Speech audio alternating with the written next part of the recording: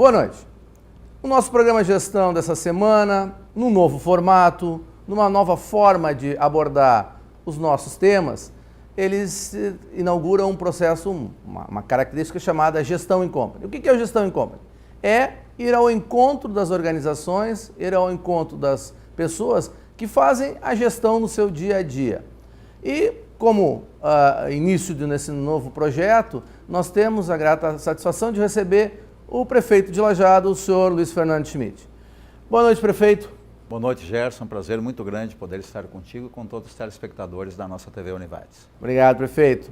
E como é de praxe no nosso programa, nós vamos pedir para o prefeito Luiz Fernando falar um pouquinho da sua história, um pouco da sua caminhada profissional e principalmente política, né? Até se tornar o prefeito da nossa cidade. Prefeito, um pouquinho da sua história, conhecer um pouquinho mais da pessoa do senhor Luiz Fernando Schmidt. Bem, eu nasci em Boqueirão do Leão, vim para Lajeado com 14 anos, na época podíamos inclusive assinar carteira de trabalho com 14 anos, virei fotógrafo numa das fotos aqui da cidade, a foto Werner, e fiquei aqui 3 anos nesse primeiro momento, né, onde cursei o chamado na época segundo grau. Fiz o ginásio, sou ainda do tempo do ginásio, cursei então o segundo grau, hoje correspondente ao ensino médio, e depois eu fui para Santa Cruz do Sul, cursei administração de empresas, logo após, aliás nesse momento em que eu cursei, né, nesse período que eu cursei administração de empresas, trabalhei na Souza Cruz, que ali faz beneficiamento de fumo, e após esse período então eu fiz vestibular na Universidade Federal de Pelotas, onde cursei odontologia. Na época, o movimento estudantil no auge, né, a Universidade Federal do Rio Grande do Sul, a Universidade Federal de Pelotas, de Santa Maria, a própria PUC, enfim, e foi quando, digamos assim, despertou a minha tendência para a política. Na época, sem nenhuma filiação partidária, mas numa luta que na época era uma luta por democracia, evidentemente, né, e também uma luta pela manutenção do ensino público e gratuito, onde se fazia necessário. Voltei a Lajeado, já como cirurgião dentista me filiei ao Partido dos Trabalhadores e concorri a vereador em 1988, tendo sido exitoso. Eu fui dos 21 vereadores escolhidos pela comunidade, o que menos fez votos, né? Me tornei presidente da Câmara de Vereadores em 1991, exatamente no centenário da cidade de Lajeado, e para a reeleição a vereador fui o vereador mais votado até então, com 1.702 votos. Mas nesse meio tempo, em 1990, eu já concorri a primeira vez a deputado estadual. Aliás, eu concorri 3 vezes a deputado estadual para me eleger na terceira, e em 1996 eu concorro a prefeito de Lajeado, com o então deputado na época, Heron de Oliveira, como meu vice. Nós concorremos contra uma figura muito conhecida aqui na nossa cidade, que foi o então prefeito Cláudio Schumacher, né? Perdemos por muito pouco a eleição para um partido, inclusive muito consolidado na época, inclusive ainda hoje. Em 2000 concorro mais uma vez a prefeito, não logro êxito.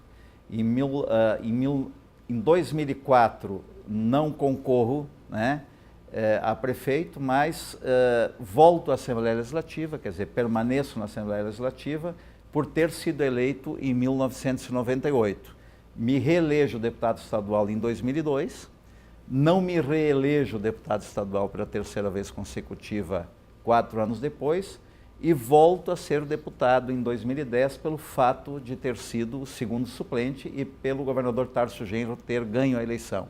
Chama 2 secretários dos deputados estaduais, eu vou para a Assembleia Legislativa e em 2012 eu concorro aqui numa coalizão, né, o PMDB de vice, enfim, outros partidos, PDT, PSB, PTB, outros partidos, enfim, me elejo prefeito da cidade, então, pela primeira vez. Prefeito, eu acho que uma coisa que é importante na caminhada, não só política, mas gerencial, que a gente que trabalha muito com empreendedorismo, sabe que nem sempre a gente logra êxito na primeira vez. Ou seja, uma das grandes características de um grande empreendedor é não desistir. Exatamente. É aprender com o fato de não conseguir da primeira vez. Seja ele numa empresa, seja ele num negócio, ou na questão de lograr a aprovação e um pleito, né, político. O aprendizado é grande quando a gente passa por uma derrota, não gosto muito dessa palavra, mas por não ser aprovado nas urnas para aquele mandato. Que aprendizado a gente tem que a gente pode levar para o dia a dia, para a área de gestão? Eu não tenho dúvida que é muito grande, né? É uma experiência fantástica porque você deve buscar sempre, né? Primeiro manter a humildade, aceitar a derrota e procurar não ver o que os outros fizeram para que você tenha sido derrotado. Claro que essa é uma análise que às vezes os profissionais, inclusive, devem fazer numa próxima eleição, mas especialmente saber quais as falhas que você teve, que o teu partido teve, que a tua coalizão teve, para que a derrota, né, tenha acontecido. E é uma experiência muito boa, porque se você for maduro, você vai ficar mais forte, assim como os insucessos da vida. A vida não é feita só de sucessos, a política não é feita só de sucessos. Agora, é claro que se aprende muito com isso, mas também se aprende muito a viver em comunidade no sentido de entendê-la, de saber das suas características sociais, econômicas, culturais. E eu, deixando a modéstia de lado, pelo fato de ter concorrido várias vezes a deputado estadual e de ter concorrido várias vezes a prefeito e ter me elegido na 4ª vez a prefeito, certamente existe alguém que conhece a cidade detalhadamente como eu, mas mais não, né? Por quê? Porque aquela cultura, aquele jeito de andar de casa em casa, de fazer a porta de fábrica, de fazer a porta da Univates, né?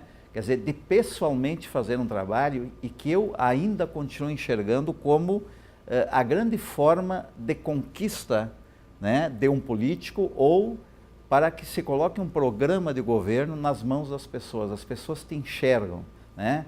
O Facebook e todas as outras formas, né, de comunicação social, a própria televisão, o próprio rádio, também nos momentos eleitorais, evidentemente eles são importantes porque eles massificam de uma vez só as propostas que se fazem. Nós nos comunicamos com muita gente, mas o contato direto, para mim, é muito moderno e eu entendo que ainda é o processo mais exitoso para o sucesso em todas as áreas. O empresário que quer mostrar o seu produto com a presença dele, ele terá muito mais êxito, no meu ponto de vista, no lançamento desse produto, por exemplo, do que esse produto meramente ser apresentado na televisão, não desprezando o papel importantíssimo da televisão enquanto meio de comunicação de massa, ou inclusive das rádios, dos rádios. Eu acho que o que a gente viu nesse primeiro bloco é importante para a gente conhecer um pouco mais a pessoa do prefeito Luiz Fernando. Vamos fechar agora nosso primeiro bloco para que no segundo a gente explore um pouquinho mais essa experiência, agora já administrando a coisa pública, administrando o município de Lajeado. Vamos para o nosso intervalo.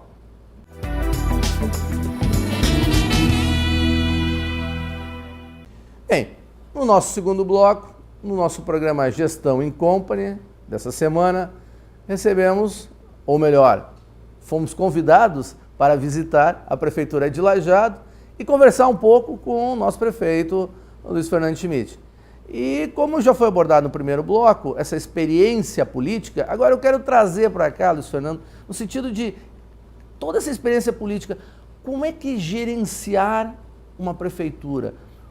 Você tem uma experiência, você fez curso de administração, tiveste todo um trabalho aí comunitário, mas principalmente também como profissional de mercado, como cirurgião dentista, né? Vir para a coisa pública, qual é a diferença, ou quais são as principais diferenças que você vê entre o trato da coisa privada, né, de uma organização privada, para a organização pública? O que você destacaria em termos de gestão? Bom, primeiro, Gerson e telespectadores, é evidente, todos sabem, mas é sempre importante frisar de que na iniciativa privada as questões são mais objetivas. Eu diria, como cirurgião dentista, de que se o paciente chega com dor de dente no consultório, você tira quase que imediatamente a dor desse paciente. No poder público, as dores, elas são tiradas dos cidadãos e cidadãs, geralmente de forma mais lenta, né? Um problema, ele é resolvido de forma mais lenta, pelo aspecto burocrático normal, né? Mas também, às vezes, pelo aspecto burocrático de se colocar por algum vício, burocracia em cima da burocracia, e que não dá para generalizar, né? Mas nós temos pessoas que, ao longo do seu tempo, cansaram de fazer aquilo que fazem. Então existe uma dificuldade, um grau de dificuldade ainda maior para o atendimento das questões públicas. No meu ponto de vista, o prefeito, o secretário, a secretária, qualquer servidor público deve ter objetividade. Por exemplo, se eu recebo uma pessoa aqui e eu faço isso, eu faço a gestão pública, ou seja, eu lido com o atacado da prefeitura, análise orçamentária, análise do que a saúde está investindo, do que a educação está investindo, do que obra está investindo, do que a agricultura está investindo, etc, etc. Mas eu também faço o varejo da municipalidade da prefeitura. E o varejo da prefeitura é receber as pessoas aqui, independentemente daquilo que elas estão buscando em termos de serviço público. Agora, o varejo é para mim, pode ser o atacado para ela. Então, tentar quase que imediatamente resolver o problema dela, chamando alguém, um servidor da prefeitura, seja ele secretário, secretária ou não, para tentar resolver esse problema, para mim é fundamental, porque isso tira essa conotação de demora do serviço público e estabelece um grau de cidadania muito mais horizontalizado, né? Eu não consigo entender o prefeito ou a prefeita enxergando a sua comunidade de forma verticalizada. Eu enxergo a comunidade e a sociedade de uma forma horizontalizada e isso, modéstia à parte, tem nos ajudado aqui na rapidez das resoluções com relação ao atendimento público. Mas aí entra uma questão que cada vez mais se discute no mundo todo, né, privilégio do Brasil, que é cada vez mais as comunidades demandam serviços, demandam necessidades e o poder público acaba se envolvendo com isso. Talvez até em alguns questionamentos, talvez nem precisasse.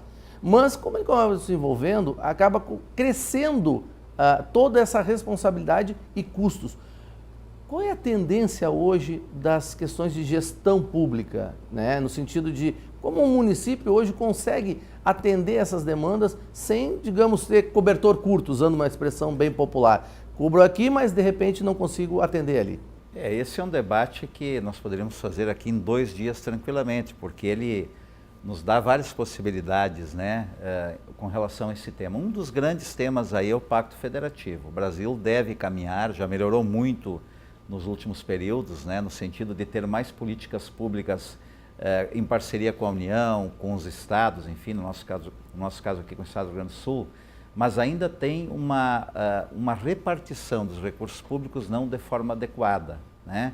O nosso PIB, em termos de impostos, está muito concentrado na União. Então, nós temos que ajeitar isso, né? E esse negócio não pode esperar muito. O outro tema, que é um tema que já acomete a Europa, por exemplo, a Europa era o continente do estado do bem-estar social. Alemanha, França, Bélgica, etc, etc. Bom, já se tem, além de problemas graves ultimamente oriundos da grande crise econômica que se abateu especialmente a partir de 2010, nós temos países como a Grécia, como a Itália, como Portugal, como a Espanha, passando por problemas.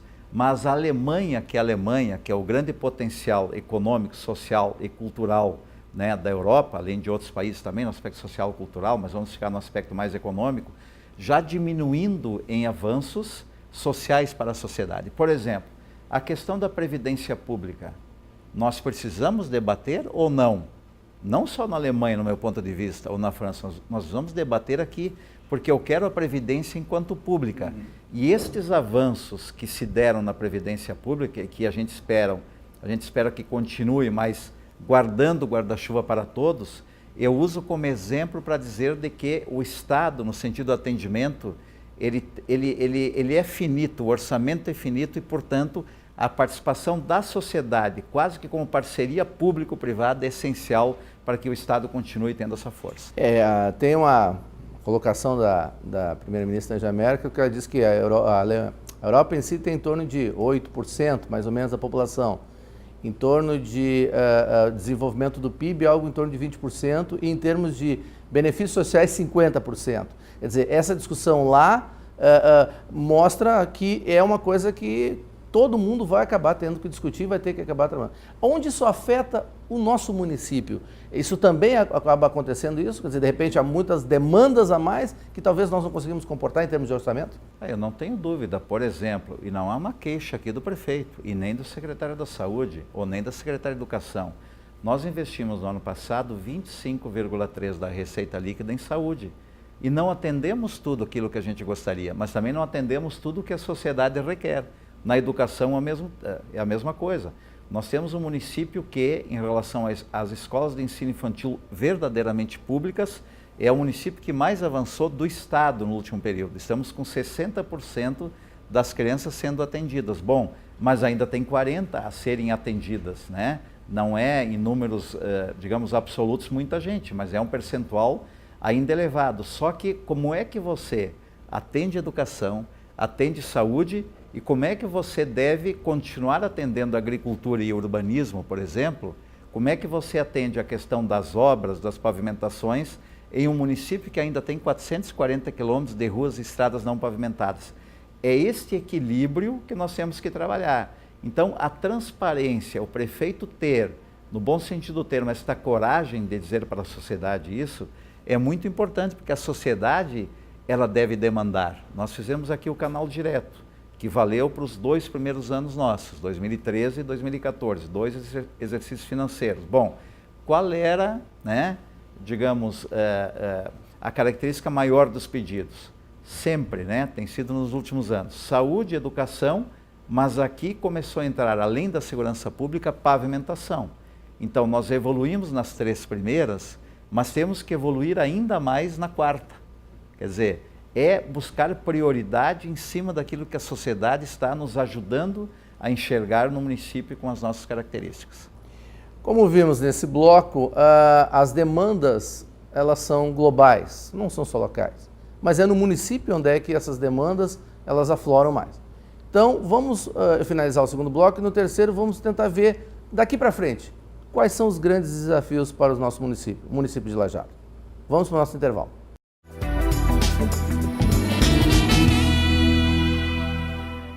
Bem, no nosso último bloco, nosso programa Gestão em Company, nosso primeiro desse novo formato, viemos aqui na Prefeitura de Lajeado falar com o prefeito, o senhor Luiz Fernando Schmidt. Prefeito, falamos já sobre um pouco da história política, das questões atuais. Para onde vai Lajeado nos próximos anos? Quais são as perspectivas não só de ações, mas estratégicas do município para os próximos anos, para as próximas décadas? Bom, primeiro, nós temos um território pequeno e, ao mesmo tempo, estamos muito bem localizados, né? Com uma estrutura que às vezes a gente reclama dela, mas que é melhor do que a imensa maioria dos municípios do estado do Rio Grande do Sul, né? Com relação a estradas especialmente, mas mesmo com o problema do porto ainda, em ser resolvido, nós temos um porto, nós temos vias férreas que podem ser utilizadas e serem conectadas aí com a ferrovia Norte-Sul, que demora um pouco para chegar, mas vai chegar, mas fundamentalmente nós temos que planejar a nossa cidade. Como de resto a região, até porque nós vivemos aqui num conglomerado urbano na prática, né? É muito semelhante a uma região metropolitana. Mas pensar Lajeado, então, como cidade polo, como a maior cidade, é necessário porque nós temos uma das maiores densidades populacionais do Rio Grande do Sul. Nós temos, na questão viária, problemas que se acentuam, não de forma extraordinária, mas se acentuam, porque nós temos quase um veículo por habitante. E nós precisamos avançar em todos os outros temas. Agora veja, Lajeado já está entre as 10 cidades melhores para se viver do Brasil. É a primeira cidade em qualidade de vida nos quesitos geração de emprego e renda, saúde e educação do Rio Grande do Sul. Não são dados nossos estes, são dados recentes que a Federação das Indústrias do Rio de Janeiro apresentou. Bom, ao mesmo tempo que isso é confortante, isso também é preocupante. Então, nós necessitamos permanecer naquilo que nós temos de muito bom, né? E eu te dizia informalmente antes, quer dizer, qual é o papel das escolas públicas? É a parceria público-público, claro, né? E essa vida comunitária toda. Mas qual é o papel de escolas, por exemplo, como Madre Bárbara e o Alberto Torres? É um papel extremamente importante também. E estes 2 educandários, por exemplo, eles interagem com a comunidade, com a prefeitura municipal. A Univates a mesma coisa. Vamos para outras instituições, né? O que faz o judiciário aqui em Lajeado? Ele fica na poltrona do juiz? Não.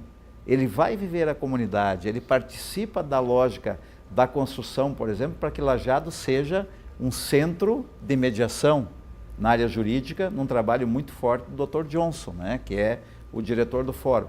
Como é que o Ministério Público de Lajeado age, da nossa comarca? Age exigindo, incomodando o prefeito? Incomodando no bom sentido aqui, né? Não vamos entender mal aqui os promotores, né? Sim, é o papel deles, de instigar, de incomodar, mas eles também participam da vida pública, dando sugestões e interagindo, né? Com isso que eu citei agora, Univates, eu esqueci de citar num primeiro momento o Hospital Bruno Born, mas também interagem com a escola pública, com a escola privada, com a Prefeitura Municipal de Lajeado, independente de quem é governo. Então, esta relação cultural que nós temos em Lajeado, e é característica também da região, é que deve continuar nos preparando para o futuro, porque o planejamento não pode ser da cabeça do prefeito, ou da cabeça da secretária de planejamento, ou de uma meia dúzia de iluminados. Ela tem que partir de um pressuposto de que cada um tem a sua verdade, e cada um tem o seu conhecimento. Portanto, ouvir a sociedade e estimular essa interação é fundamental para que, com esse planejamento, a gente avance ainda mais. Discussão que há muitos anos se faz, a questão do perímetro urbano, do espaço urbano da cidade, que é pequeno, né? Levanta sempre uma questão. Já que eu tenho dificuldade de trazer corporações ou indústrias de porte, eu posso ser intensivo em cérebros. E a gente sabe que o investimento em educação é uma das grandes características há décadas na nossa região, de escolas comunitárias, de escolas que se destacam, da universidade que nós temos hoje, que é a Univates. Quer dizer, essa intensividade em cérebros é uma grande opção em termos de desenvolvimento socioeconômico e futuro de Lajeado? Eu não tenho dúvida, e nós temos inclusive mercado para estes cérebros, né? Estes cérebros que já existem nos mais variados segmentos sociais e econômicos, eles já são aproveitados aqui, né? E às vezes o aproveitar não significa só, também no bom sentido do termo, poder lecionar na Univates, né? Com a exigência de mestrado, doutorado. Significa ter empresas no ramo da alimentação, por exemplo, que é o que nós temos mais de forte aqui em relação ao produto interno bruto, né? Quer dizer, as pessoas estão sendo aproveitadas, mas estão sendo aproveitadas também na diversidade de serviços e de outras indústrias que nós temos aqui. Para que os telespectadores tenham, né, uma noção bem presente, assim, você também, certamente esse dado você já conhece. Desde 2013, anos de 2013 e 2014, Lajeado a comunidade criou 2.000 empresas. A maioria delas micro e pequenas, mas gera emprego, gera renda, né, melhora a qualidade de vida das pessoas. E estes cérebros, eles também estão buscando autonomia em termos de negócio, né? Quantos cérebros estão com escritórios de contabilidade, liderando escritórios de contabilidade? E às vezes a gente não se dá conta, mas tem escritórios de contabilidade aqui que tem 30, 40 pessoas. Qual é o papel das instituições financeiras aqui para esses cérebros, né? E tem as tradicionais, mas também tem as ligadas a cooperativas. Qual é o papel da Unimed aqui, né, na nossa região? Quantos colaboradores, quantos trabalhadores estão na Unimed? Como é que eles prestam um serviço? Bom, um serviço de excelente qualidade. Como é que é a saúde no Hospital Bruno Born? Como é que é a saúde no atendimento público e privado? É excepcional. Então, estes cérebros que se formam aqui estão usando esse espaço, mas veja, nós também estamos importando cérebros. Quantos especialistas chegam em Lajeado pela proximidade de Porto Alegre, da região metropolitana e de outras regiões, e proximidade é essa em termos de quilometragem, mas também porque a 386 está sendo duplicada, né? Tem alguns problemas, não terminou ainda e tal, bom, mas eu prefiro sempre ficar na agenda positiva. A duplicação do 386 está quase que pronta, eu não estou tão preocupado com o que falta, eu estou enaltecendo o que já foi feito, porque senão nós ficamos nessa lógica da negatividade, passando sempre ansiedade para as pessoas. Então, Lajeado tem um caldo de cultura, né? Lajeado tem uma conformação, tem um meio capaz de fazer com que, se nós planejarmos bem, nós seremos cada vez mais um centro. Agora, este centro ele tem que estar preparado para o crescimento com sustentabilidade, logicamente ambiental, né? Mas também com sustentabilidade nas políticas públicas. Acabar, como nós acabamos, com as filas nos postos de saúde, né? Ter mais medicação gratuita para as pessoas, né? Buscar maior número de vagas nas creches, buscar com que nós tenhamos uma central para especialmente pequenos e microempreendedores, mas também para o médio e para o grande, se quiserem se instalar aqui, mas também os que estão aqui para ter um atendimento melhor, evidenciarmos ainda mais as parcerias na área do turismo, porque nenhum município sozinho, ou com rara exceção, consegue fazer turismo sozinho, enaltecer a cultura que nós já temos e referenciarmos e referendarmos aqueles que nos antecederam. Esse é um ponto para mim seríssimo, assim. Nós precisamos voltar à lógica de compreendermos o papel que os nossos antepassados tiveram com relação a nos deixar a ser o que nós somos, né? E fazer com que a cultura e o social continue indo adiante dentro do padrão que eles tinham, né? Porque eu acho que nesse ponto a modernidade evoluiu. Como é que era a questão da disciplina e da hierarquia, por exemplo, há 50 anos atrás? Ela era diferente do que é hoje. Então, esse aprendizado que nós esquecemos de colocar em prática, nós devemos aos nossos antepassados. E Lajeado tem, mesmo que a gente esqueça, e a região tem, mesmo que a gente esqueça, muito daquilo que nós aprendemos. E, portanto, saber manter isso também significa resgatar a modernidade antiga, parece paradoxal, a modernidade que para mim é antiga no sentido de que com estes valores se possa avançar ainda mais para que a gente possa evoluir enquanto sociedade, e evoluir enquanto sociedade é buscar, junto ao poder público, a responsabilidade que ele tem. Bem, o nosso tempo é curto, poderíamos ficar falando aqui durante horas, certamente, mas gostaríamos de agradecer ao prefeito, o senhor Luiz Fernando Schmidt, pelo seu espaço de tempo, conversando com nós, explicando um pouco mais de todo esse processo que é gerenciar um município, como é o município de Lajeado, mas principalmente agradecer o fato de se discutir um tema que é sempre emergente, que são as questões de demanda social de um lado e da capacidade que do outro lado os ofertantes têm de atender essas demandas sociais. Agradecendo novamente ao prefeito, vamos dando uma boa noite e saúde e sucesso sempre para todos nós. Até o nosso próximo programa.